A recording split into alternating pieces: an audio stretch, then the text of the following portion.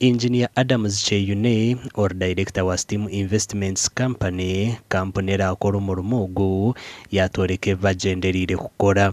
Tusuubira nti project eno ejja kumalawo $1.1 era wetwogerera nti tuli mu kuteekamu kubanga tuzze tufollowing emitendera gy'olina okuyitamu okuzimba factory twakamaliriza tunaatera okumaliriza documents zo zokka zaakalya miliyoni nga 7 eza dola.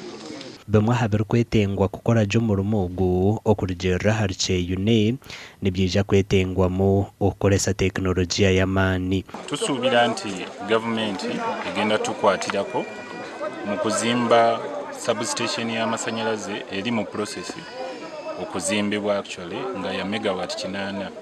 Tusuubira nti twatuula nabo ne bagamba bajja tuwaako megawatt 7 kwezo naye era tezimala 7 awamu twagala megawatt nga 305 ebyo tugenda byezimbira nga ffe okuva mu furnaces zaffe za hydrogen tujja kukola amasanyalaze agava mu steam bagiyita steam turbine.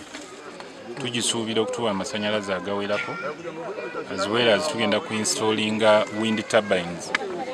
Wind turbines ezo nazo tusuubira nti zijja kuba zitwongera ku masanyalaze. Abebembezi ba Rubanda ne bagira ngu eikorero ndigija kubahwera munonga. Factory erenda kutandika kandi emirimo y'abataka ni mingi teraweyo kugara bataka. We shall offer support to this investment. As you may realize,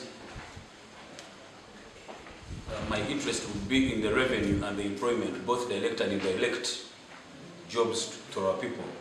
Abatura nabo bategerize n'ekika kihango eikorero kutandika. Mutumikirize tukoragane nimwe turebe okutwamanya okuburatambura obuhango bw'umwanya ogubulimu abaraba bari habutaraho turaza kuganira nabo turebe okutwabatwariza nabwe bwije bulimwe burubweyo. Abataka bo muno balenda emirimo balenda ntunguka itakeri ryo kureba village yone mwatwa akasete ako muntu asa ku kujango kamubeso kashwesa abana sitebo honalebo ka muntu obuyija twamanya ngo ebyolimu ebyabalimu nibyo ebyamazima. Kampani egi erakora umurimo ogu eraganise kukora horo ya district Okwombeko police ensya na nokuhera amashomero n'amarwariro nk'omuringo ogwo kuhamya omukago gwabo n'abantu.